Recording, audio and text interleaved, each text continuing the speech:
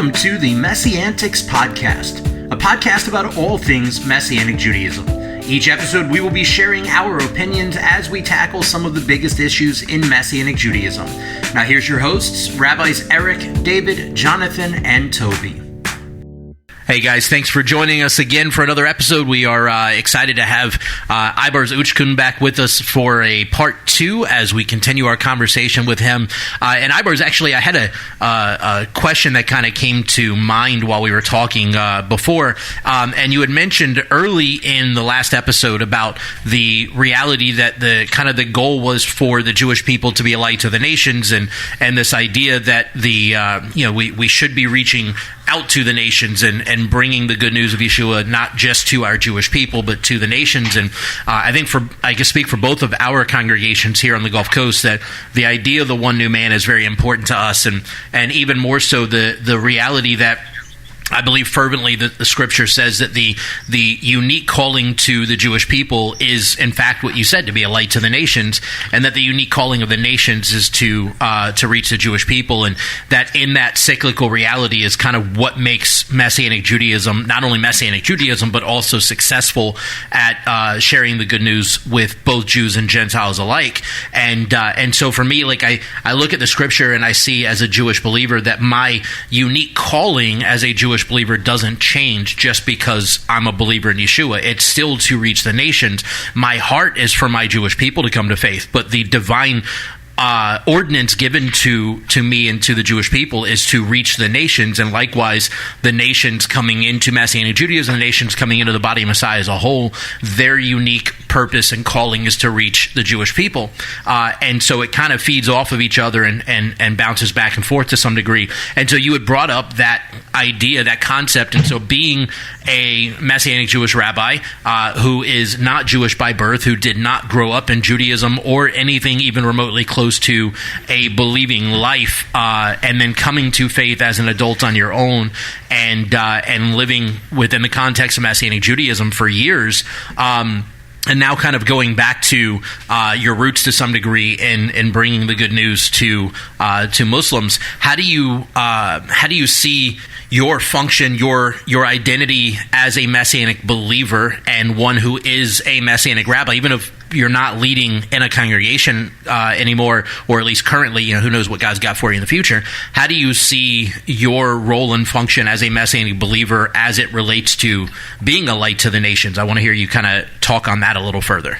Well, I think, before I get off into these conversations of like, whoa, I'm like Paul, whatever.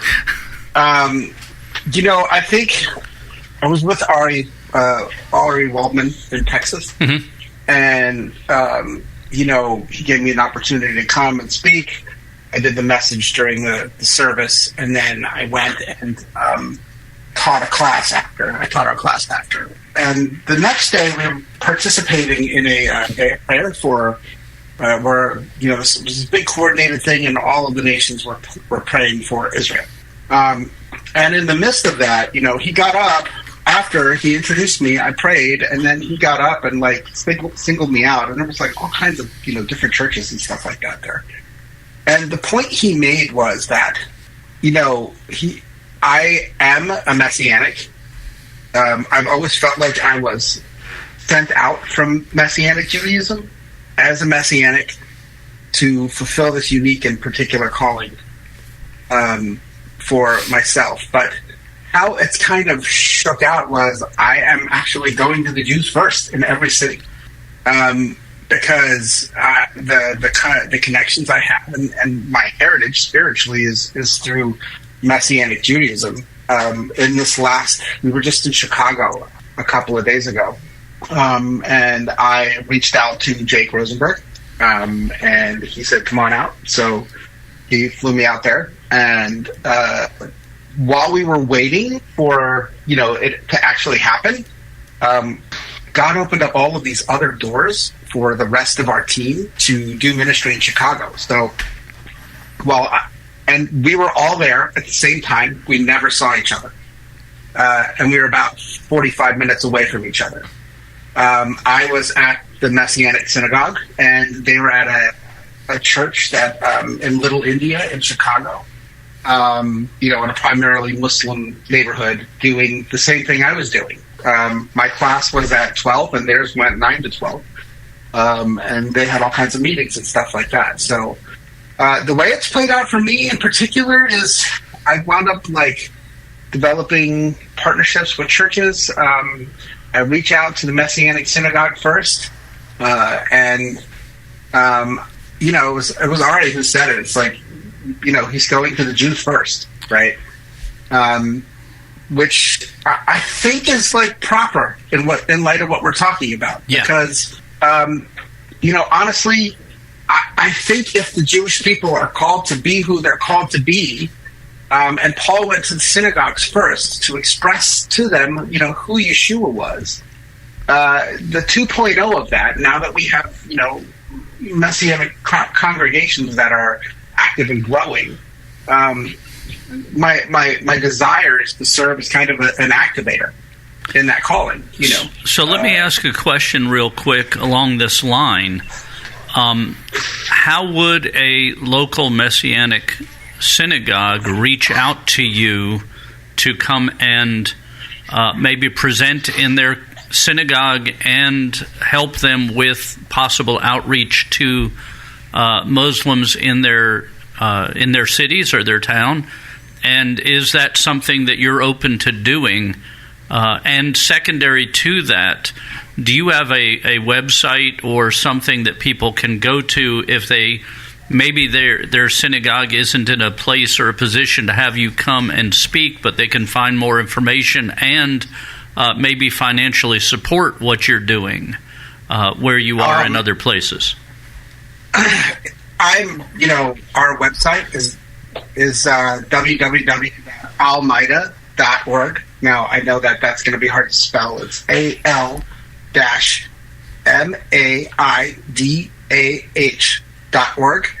And if you want to, you can send me an email at Aybars, AYBARS, at almaida.org, AL-MAIDAH. And we'll put both of those addresses in the information for the podcast. Yeah. And to answer your question, we prefer to go to the city because the information is best transmitted.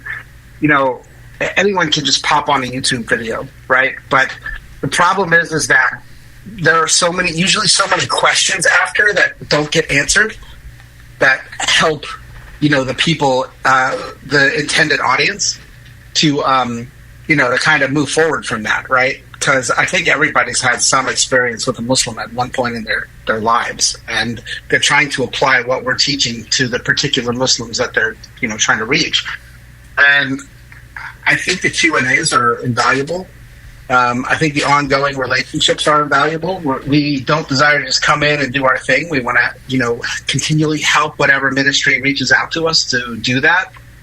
And to come up with part 2 of what we teach is very strategy driven. How can we help this body of faith, this local body of faith, reach out to Muslims around them? But that being said, if we have to do it, over Zoom or something like that, we will. And I think as far as financial support, I'm the development director for them now. I used to be the coordinator of Afghan outreach, and what's changed in that promotion as far as my salary? Nothing. I still have to raise it. So, there's a page on our website that's at www.almaida.org/Aybars that will take you to my giving page. And all you have to do is click on the link. It's a Subsplash giving page. I think many people who have experience with giving online to churches and Messianic synagogues have experience with that. And all you have to do is write Aybars, AYBARS, in the memo field, and it will go to me. Perfect. As far as support goes, I just want to say to anyone who would consider supporting me, I'm honored that you would consider doing that, and I will make sure all of your support goes to exactly what you're trying to dedicate it to, which is reaching Muslims. I consider myself a hard worker, and I'm grateful for any support that you give. I'm going to do this regardless, but any support that you do, like, helps take care of me and helps take care of my family, and helps ensure that I can keep going in ministry.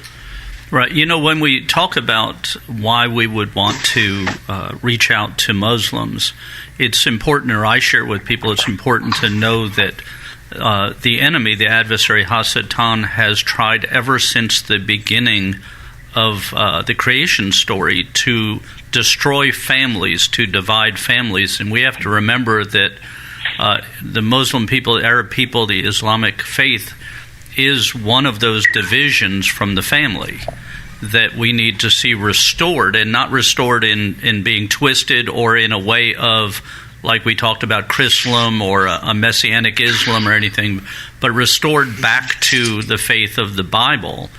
And so when we look at people that are in Islam and following that faith, they need to be restored to the family. And just as if you had a wayward son or daughter and you wanted them to come back to faith and be restored to God, we should look at not just Muslims but all people. But in this discussion, when people say, well, Muslims hate us, or Muslims hate Jews, or what about this, what about that, that hatred is a deception brought about by the adversary to divide the family. And we should be doing everything we can to restore the family, which is one of the reasons that I think what you do, Aybars, is so important in what you're doing. So if you want to share anything on that, you're welcome to jump in.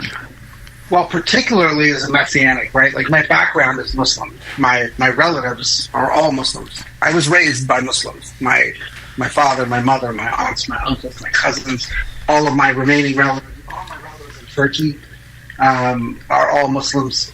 And I am the only one in my family, probably that I know of in like thousands of years, right? Because my people have been from that like area of southern Turkey for a long time, you know? And on my father's side as well, you know, whoever's left, they're all Muslims too, right?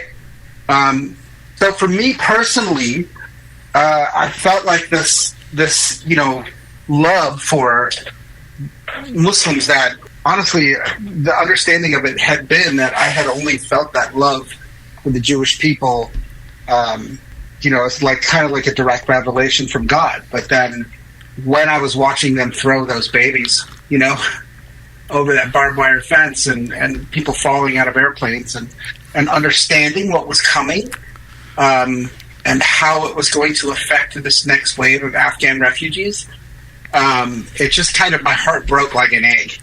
Right, and what I'm trying to say, and you're hitting it, is that while you have a love for the Muslim people because you have a Muslim background, people like myself who don't have a Muslim background or should and need to have a love for Muslim people because they're part of God's creation and they're part ultimately of the family that God is trying to reestablish. In the same way that it frustrates me a little when I hear my Messianic brothers talk about their only concern would be to see Jewish people come to faith. Right, or specifically Ashkenazi Jews. Right, or specifically leaving out the Sephardim and others, where I think that we need to broaden our desire, and that's to see all people come to repentance, and that includes people who don't understand Islam, don't understand how the thought patterns, the culture, all those things. We should still desire to see that family restoration done, and therefore, in whatever way we're able to, support the efforts to see Islam, which is unless something's changed, the fastest growing religion in the world right now, see a restoration of truth to reconnect that whole faith group to Abraham through faith, so that they can become children of Abraham once again.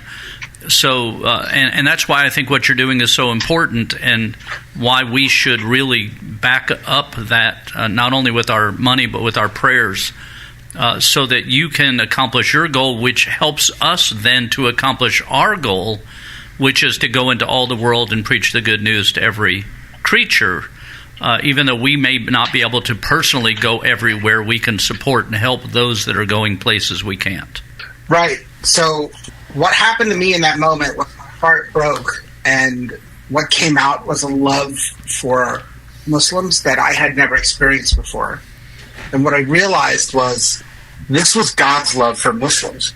And I think what I want to, kind of expand on in line with what you're saying is it's more than just, it is a reconciliation between the sons of Abraham, right? It is, part of the prophetic destiny of, what I like to call the heritage of Ishmael, right? Like these Muslims that have eventually become, that may not genetically trace back to Ishmael, but look back to him as a figure, right? As a central figure in their religion.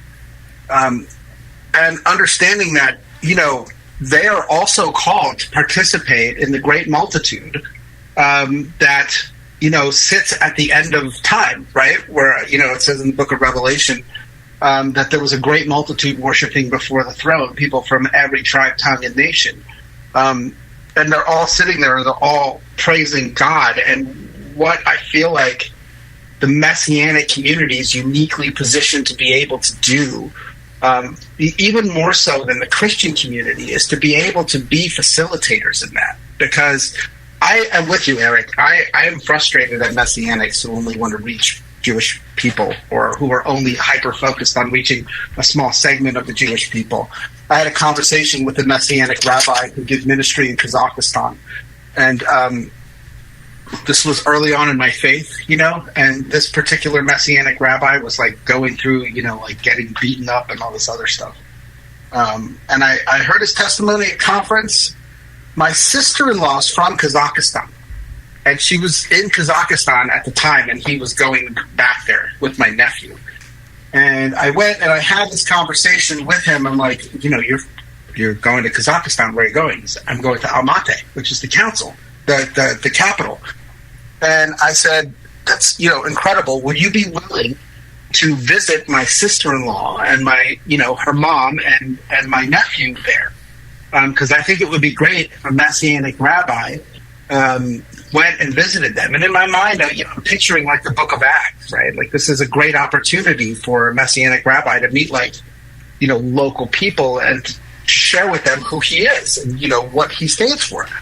And he goes, yeah, that sounds great. Are they Jewish?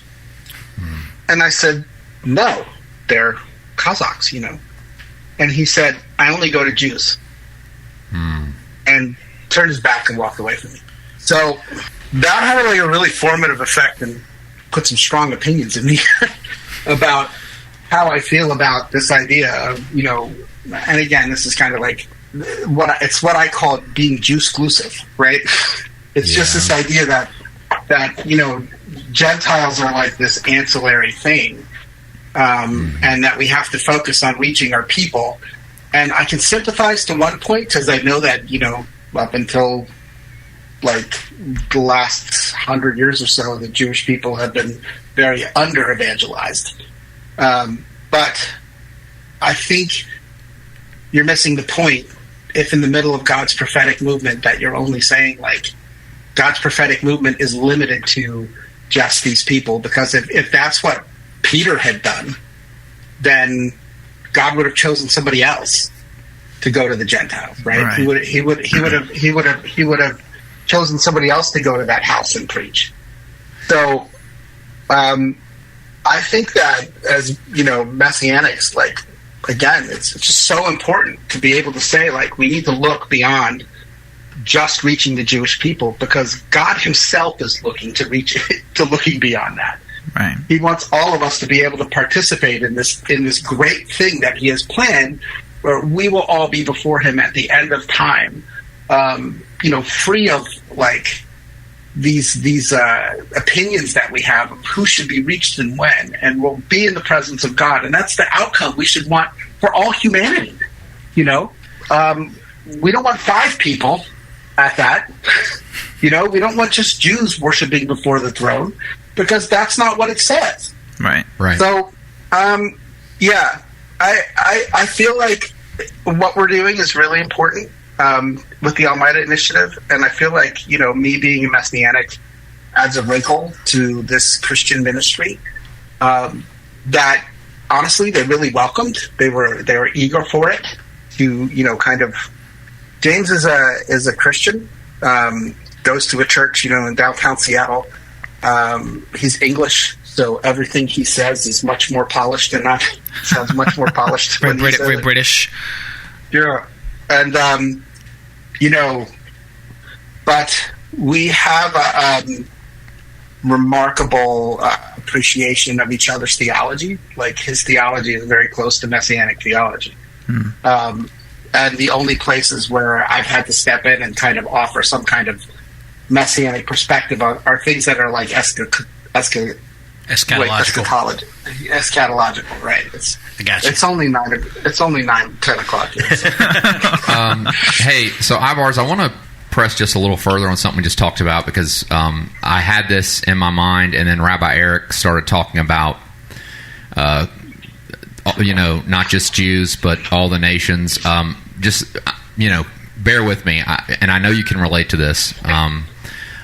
So I was 25 when I was called into Messianic Judaism. I came to know the Messiah in the Baptist church, and my first question, as I began to attend a Messianic synagogue and began to realize that I don't just want to attend, I want every like at the buffet, I want everything on my plate, you know, as much as possible, you know. And so I began to ask myself and the Lord the question, okay, where do I fit, because I'm not Jewish? Even my Christian friends and people in my life that were Christian, and when I mean Christian, we both had faith in the Messiah, but they went to church, and they would say to me this statement. Even Christians would say this statement when I would share with them what was happening in my life. They would say, it sounds like, based on what you're telling me, that you think Jewish people are better and that God likes them more and he loves them more. Is that what you're saying?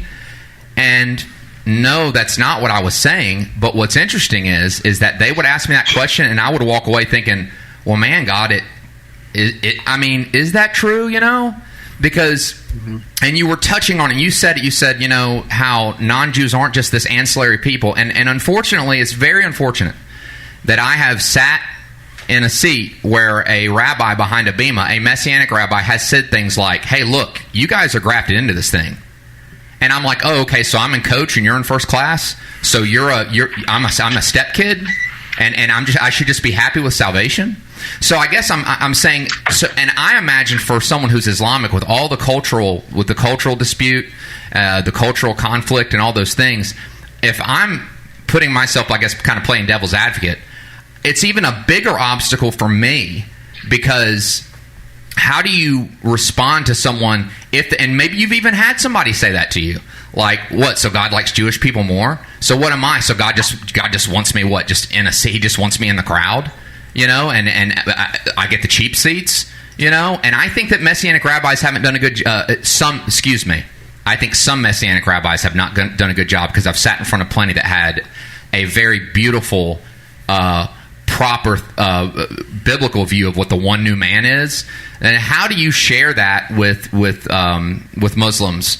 Not only do they have to put faith in Messiah, but they have to understand one, the unique calling that the Jewish people have as God's firstborn, but also understanding that you're not a second-class citizen, you know? Because I think that, like you said, I have some issues with the Messianic movement with how they communicate this, because they don't do it. I hate hey, look, you guys are grafted in. Yes, we are grafted in, but we're co-heirs. It's like, you know what I'm saying?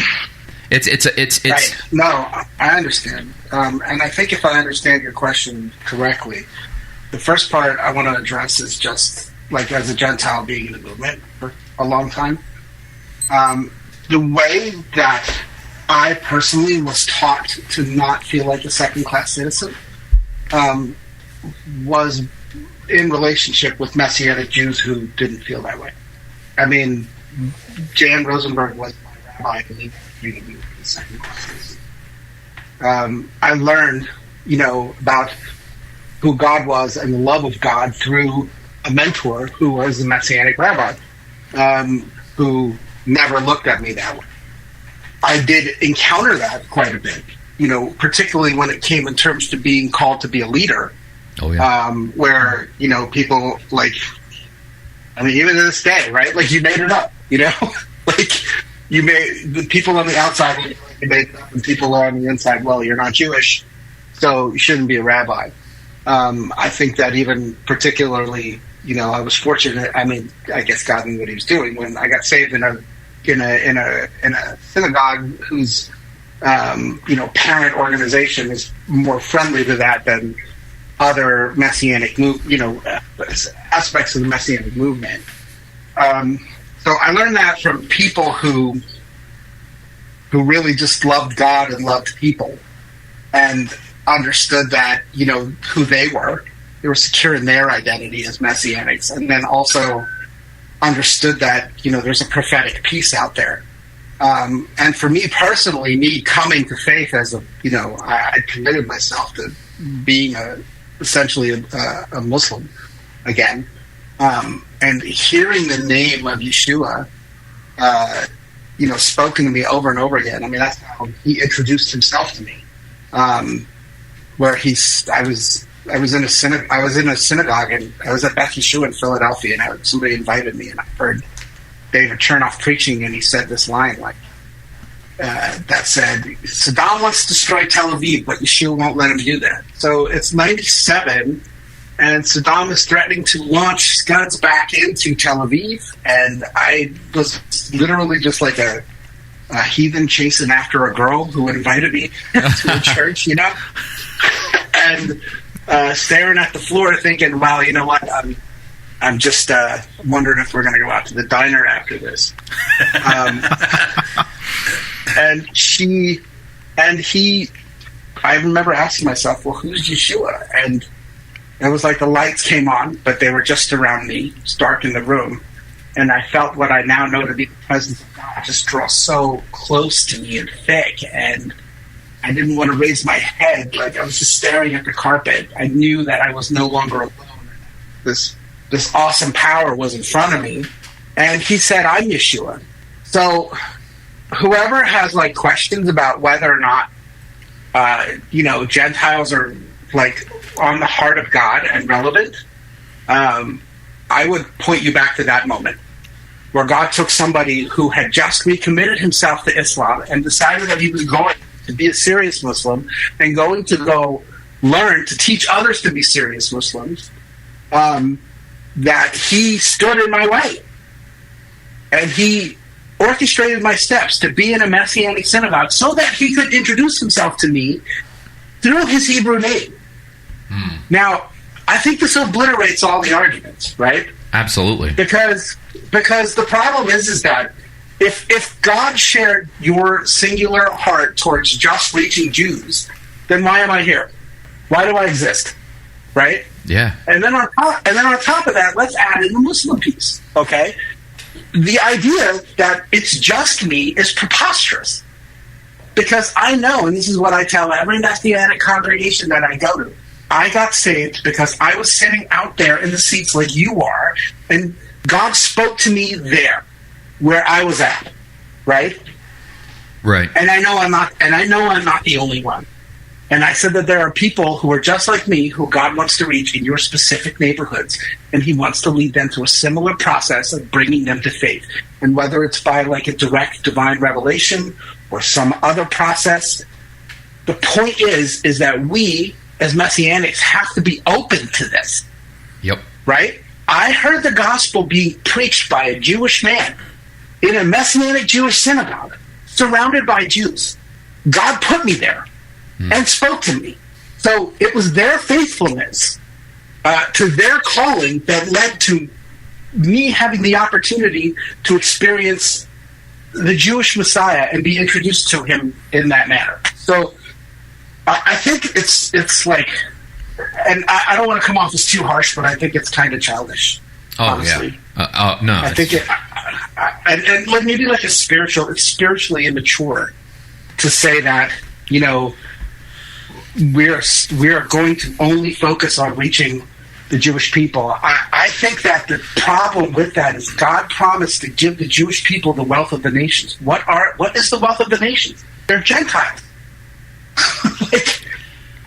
Yeah, I think I might not have a lot of money, but I have gifts and talents that God wants to put in your congregation that, will ultimately serve to help and grow your congregations to reach other people, Jews and Gentiles.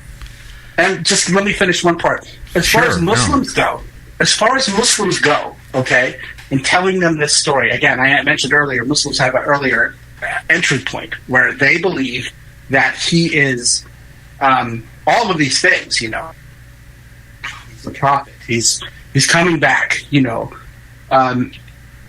but the problem with Muslims is not whether or not they're first or second class citizens.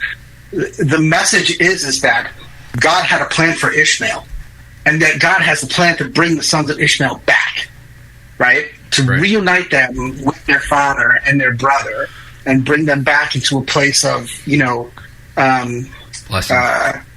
blessing. So that's best reflected in Isaiah 19, where there are three nations that God refers to. One is Israel, the other one is Egypt, and the last one is Assyria. And he shares with them names like, Israel, Israel, like my heritage, but also similar names. I have to look it up, but because I have 6 kids and they ate all my memory. But these names that he shares with Assyria and Israel and Egypt are names that he uses for Israel. So he's extending elements of the Abrahamic covenant to these nations, and the only way that he can do that is by those nations experiencing faith in Messiah, right? Because it says that he'll send a deliverer to Egypt in that chapter during Egypt's great day of trouble, and that he'll make a highway that will be a praise and a blessing to everyone on the face of the earth, right? Those are 2 Muslim nations. So we're not looking at second-class citizens in that passage. I mean, that's in the book of Isaiah. It's not in the book of Galatians or anything like that. Yeah, he says, Egypt, my people, Assyria, my handiwork, Israel, my inheritance. Right. So look at that passage, and you tell me that these nations now that are 100% Muslim, right? Right. If not 99.999% pure, right? Islam, absolutely, right? Yeah. Right. And, Egypt we know, Israel we know, Assyria is yet undefined, but look at the area of the map, and that's southern Turkey, most of Turkey, that's parts of Iran, parts of Iraq, Syria, Jordan, right? Like, there are these areas that he's referring to that are going to be places where his spirit will dwell, and in not only just dwell, but dwell in partnership with Israel. So I think theologically speaking, to ignore that is to miss a huge blessing and a part of the calling of the Jewish people, particularly as it relates to Israel. That's awesome. No, I fully agree with that, and I just want to add, never once, just on a personal note, never once in all my years in Messianic Judaism has God, this is, everything I've shared with you has always been things I've heard from others. God has never once, with his Holy Spirit, convicted me or given me any kind of limits about how far I can go with him in my personal walk with him, So I mean, when I felt the call in the ministry, I was 1 week old in the Lord. I immediately at the end of that first week understood that I was called to be in leadership in a congregation, if not to lead a congregation. I wanted to get married and I wanted to have kids. And he made me wait 10 years to get married, right? And 12 years to have kids. And then eventually I became the assistant rabbi. I've never been a senior rabbi, but, I think all of you guys know that I could totally do that if I was called, opportunity, if it was something that what God wanted me to do. Absolutely. I didn't view my time at Restoration as being like an underling or anything like that. We were peers, Cool. And I kind of have understood over time that the idea, the ceiling that was put in place was ceilings that were put there by people and not at all how God wanted it. And listen, we're in an imperfect movement with imperfect people. We have flawed people all over our movement. I'm a flawed person, right? So eventually, as we work together as Jews and Gentiles, as Muslim background believers and Messianics, we're going to work towards this point in this future, because the great line in that passage, it says, in that day, when talking about Israel, Egypt, and Syria, the foundations of in that day are in the past, and they refer the future, but in the present, we are called to work towards that in that day, right? Like we are going towards that time in that day. And it's our responsibility as believers to walk in the understanding that in that day is coming, and that we need to put our hearts and our minds, it's the V'ahavta, right? All of your heart, all of your soul, and all of your strength into loving God and taking those steps towards that day. And if we truly love God, then, it's not just like receiving the love, it's understanding that we need to position ourselves to serve Him and to give that love out. So, Absolutely. So let me ask you a question for our listeners' sake. What events or things do you have upcoming that they can be praying for, maybe involved in if they're local, or if they're not local, maybe even support you in accomplishing? Well, personally speaking, I'm speaking at a big church around here. It's called Mill Creek Foursquare here in the Seattle area. And the pastor there is a great guy. His name is Pastor Chris Manginelli. And he asked me to come and share my testimony. Like, I've done 400 people, 500 people. This is a really big church, so I'm feeling I'll be a little nervous. But, I love Chris, and just prayer for that, and, to be able to make some good connections and get people to support the ministry would be great. As far as the things that it would be events wise, we send out a newsletter, so we keep people up to date on things that we're hosting. For instance, we had a post 4th of July barbecue, where we invited Muslims and non-Muslims to kind of come together in the Seattle area. Again, this is a process we're seeking to replicate in other cities. So I expect here in the next year that, for instance, in Tampa and Phoenix, we'll be going. We're partnering with hopefully Messianic synagogues, but also churches in those areas, and laying the groundwork for organizations to host their own events. One thing that we do every year at Seattle around Ramadan is we host dinners. So we usually have 3 or 4 at the beginning and 3 or 4 at the end. We host them in different areas around the Puget Sound. But if you really want to be a part of our ministry and understand, our voice, right, what we believe, and the things that we're trying to communicate to the Islamic world, the best place to engage us is on YouTube. So the Al-Maida Initiative has its own YouTube channel, and I'm pretty sure these guys will link to it in the description. But that's where, we put our podcast out. The Al-Maida Initiative podcast is a podcast that's directed towards Muslims. So what we'll do is we'll have James, our director, and he will interview about some issue going on in the Muslim world.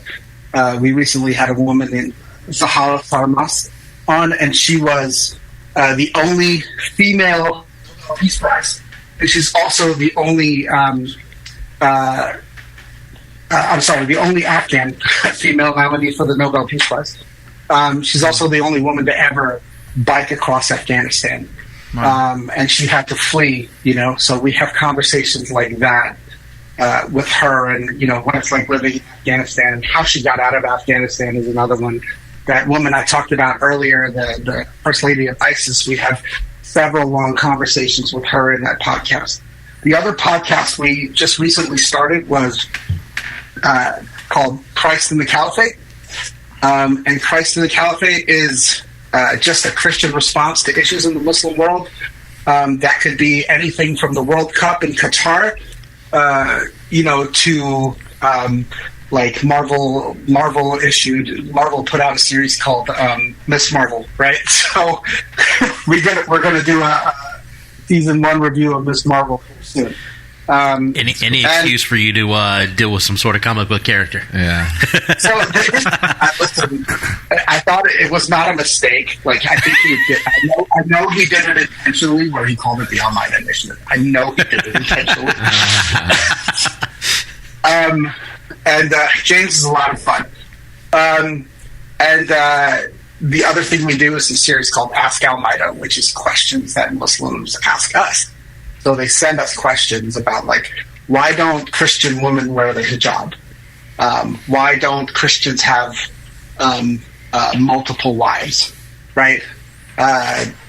So we have just a lot of material on our YouTube channel that just reflects all of those things, right? Yeah, the YouTube channel is the best place, right, to hear, to kind of get involved in the Almighty ethos.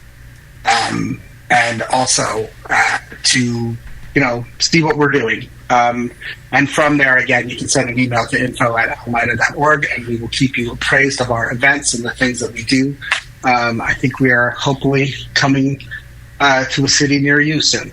So let me ask you one question as we get ready to draw to a close. I wanted to ask you to talk. You and I have been friends for a number of years now, and we've had quite a few conversations over the years. And one of the things that you were telling me about as you were just getting plugged in with Almighty was that, at least for the majority of your believing life, there's been, I don't know how strong of a word to use, but kind of an avoidance of all things connected to the Islamic world.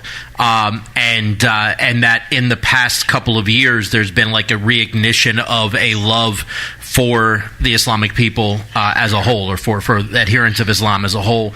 And that was a kind of a big driving factor to you getting plugged in with Almighty and transitioning from serving in the Messianic Synagogue to serving with this particular ministry. And so I just want you to, if you're willing to talk a little bit about kind of that experience from coming to faith in Yeshua and the kind of dichotomy and an avoidance of kind of all things Islam to where you are now with this love and passion coming back around again, kind of seeing, I guess is the best way I could describe it, as God's eyes for his creation. So when I got saved, it wasn't just that I got saved to my parents. It was that I did it with there was a lot of help, like, nobody like threatened to kill me or anything like that. You know what I mean? Like, I didn't have to go through that. My dad was heartbroken that I had done this thing. My mom was heartbroken. And they were angry, And I didn't handle it the greatest because I made the mistake that a lot of like people who were super zealous right in the beginning do. They say stuff like, "Well, I'm really excited. Here's this person. His name's Yeshua. I met him, right? And if you don't accept him, you're going to go to hell." So, I had to move out, and I lived away from them for about 2.5 years. And unbeknownst to me, my rabbi and my dad had a conversation where they both kind of mutually conspired to get me to move back in with my dad. And during that time, I repaired my relationship with him, but there were two things we really couldn't talk about. We couldn't talk about religion or politics.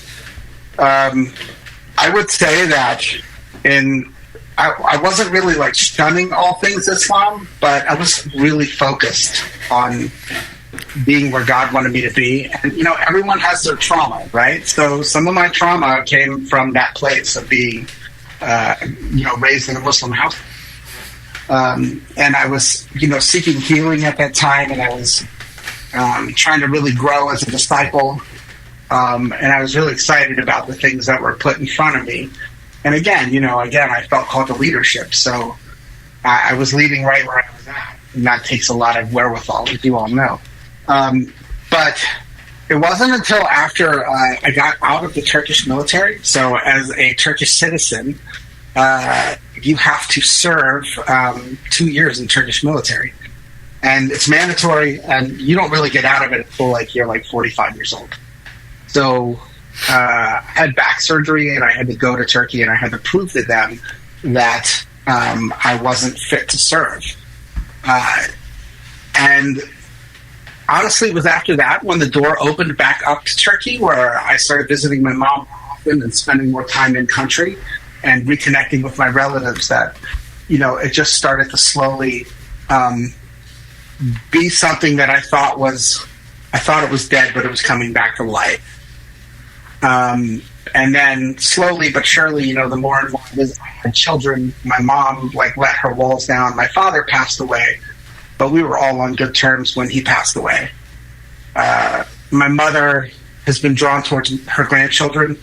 I'm the only one with lots of grandchildren. I have one other brother who has a grandchild, but, she hadn't seen him in a long time until recently. So we FaceTime her and we talk and all of these other things. And I'm taking my 2 sons there in November, So again, this kind of thing has awoken over time. But what happened with the fall of Kabul added a ministerial kick to it. You know what I'm saying? Yeah. It was this can't just be, okay, I was born in Turkey and I was raised Muslim. It's no, this is a part of your story, and God wants to highlight it and bring it to the forefront, as opposed to it being an ancillary thing. And that's when I got a bigger appreciation for how God had guided my steps, not just before I became a believer, right before I became a believer, but from birth. He didn't want my refugee father to stay in Afghanistan. He moved him to Turkey where he could meet my mom. He didn't want me to stay in Turkey. He moved us to America, where I would be in a position to accept him, where we would all be in a position to accept him. I think I was the one who did, So, yeah. And ministry-wise, how that's translated is, I love working with the Almighty Initiative. I miss going to a Messianic synagogue every week.